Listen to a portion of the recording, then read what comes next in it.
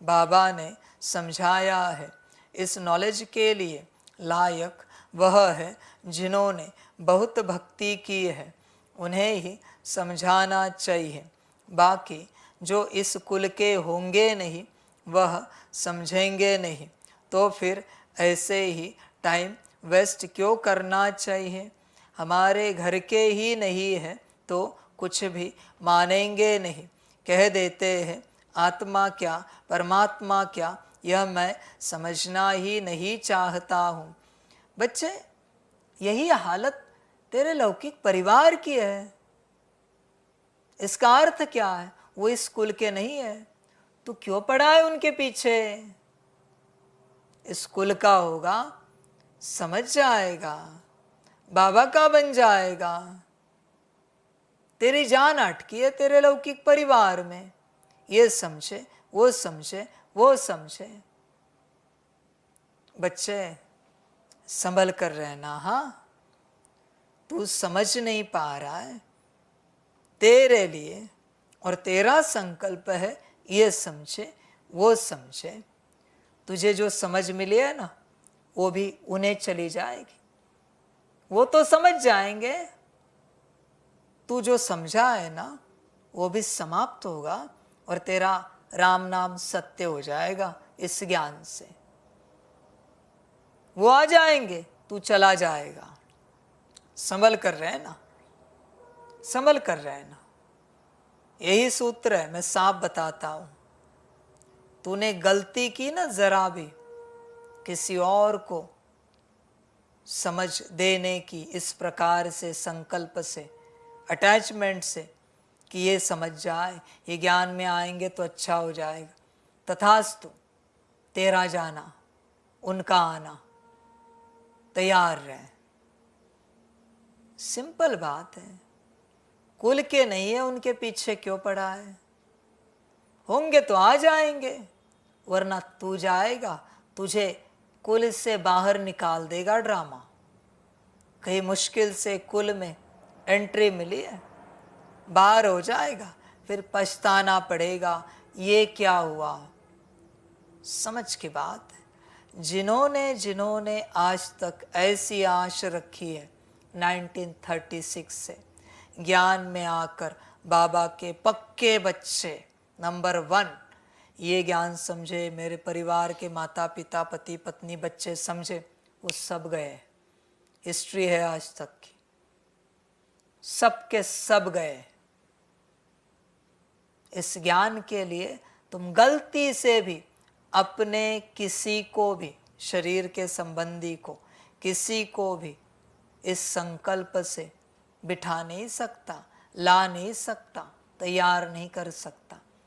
उन्हें ज्ञान समझ जाए और वो यहाँ पहुँच जाए, वो यहाँ पहुँचे कि तू गया। उनका भाग्य होगा, वो मेरे कुल के होंगे तो आ जाएंगे, नहीं होंगे तो नहीं आएंगे। आकर गए लोग और तुझे शौक है, जाना है तो संकल्प उठा। संकल्प से ही भाग्य मिलता है और संकल्प से ही भाग्य चला जाता है। इतने वर्ष हुए तेरी बात मान रहे कि बाबा बैठा है यहाँ पर, तो क्यों लगाए उनके पीछे बताने के लिए कि बाबा बैठा है, बाबा बैठा है? किसने कहा तुझे ये सब धंधा करने के लिए? समझ की बात है बच्चे, गड़बड़ ना कर, गफलत ना कर। समझ की बात है, चिंतन कर बच्चे। मैंने जहां से शरीर लिया है, मैंने कभी उस घर परिवार को समझाया है कि मैं परमात्मा बैठा हूं इस तन में, तुम्हारे बच्चे के तन में? जो शरीर है जिसे तुम अपना बेटा कहते हो, वो मैं स्वयं परमात्मा हूं उसमें। कभी मैंने समझाया है? तो तुम्हें किसने कहा ये सब करने के लिए धंधा? गवाना है भाग्य, गवाओ। बड़ा शौक है ना भाग्य गवाने का, गवाओ। मैंने कभी उठाया है संकल्प उनके लिए कि वो आ जाए ज्ञान में? होगा भाग्य तो आ जाएंगे, होंगे मेरे बच्चे तो आ जाएंगे, नहीं होगा तो नहीं आएंगे, बात समाप्त। तू क्यों पीछे पड़ा है? समझ की बात है। इसलिए बाबा कहता है सबसे पहले देह और देह के संबंधों को भूलो, फिर यात्रा स्टार्ट करो, वरना बच्चे सब जाएगा। ध्यान में रखना, सब खो जाएगा, कुछ भी हाथ नहीं लगेगा, कुछ भी। बच्चे तुझे महाभारत की कहानी पता नहीं? कभी श्री अर्जुन जी ने श्री कृष्ण जी को कहा पांडवों को भी भाग्य दो, बाकी को भी गीता सुनाओ? कभी कहा है? माता जी के लिए कभी कहा कुंती जी को भी गीता सुनाओ, चाचा मामा काका को भी गीता सुनाओ, मुझे अकेले को क्यों सुना रहे हो? कहते ना भाग्य क्षण में चला जाता। Not allowed. तुम्हें भाग्य दिया है, लो, किसी और की बात छेड़ नहीं सकते यहां पर, वरना तुम्हारा भी जाएगा। संभल कर रहना। समझ की बात है। क्या भाग्य बांटने के लिए बैठे हो क्या? इतना ही शौक है तो संकल्प उठाओ, मैं जिनसे नफरत करता हूं, जो मेरे दुश्मन हैं, उनका भाग्य खुले, वो पहले ज्ञान में आ जाए। इतना ही विश्व कल्याण करना है ना, तो उठाओ संकल्प। मेरा जो बुरा चाहते, जो मेरा बुरा करते आए हैं, वो पहले इस ज्ञान में आए, उनको भाग्य मिले। ये नहीं करोगे अपने। समझ की बात है बच्चे। और बच्चे, ड्रामा आया है इसलिए एक बात बताता हूं। इस संगम पर चलते कलयुग के अंत में जिसके अंदर तेरी बुद्धि अटकेगी, जिस आत्मा के अंदर, जिस मनुष्य के अंदर तेरी बुद्धि अटकेगी, माता पिता पति पत्नी बच्चा चाचा मामा काका कोई भी हो, उस एक व्यक्ति की मैं बात कर रहा हूं। अनेक है तो अनेकों की बात है ये, एक है तो एक का रिटर्न में बता रहा हूं।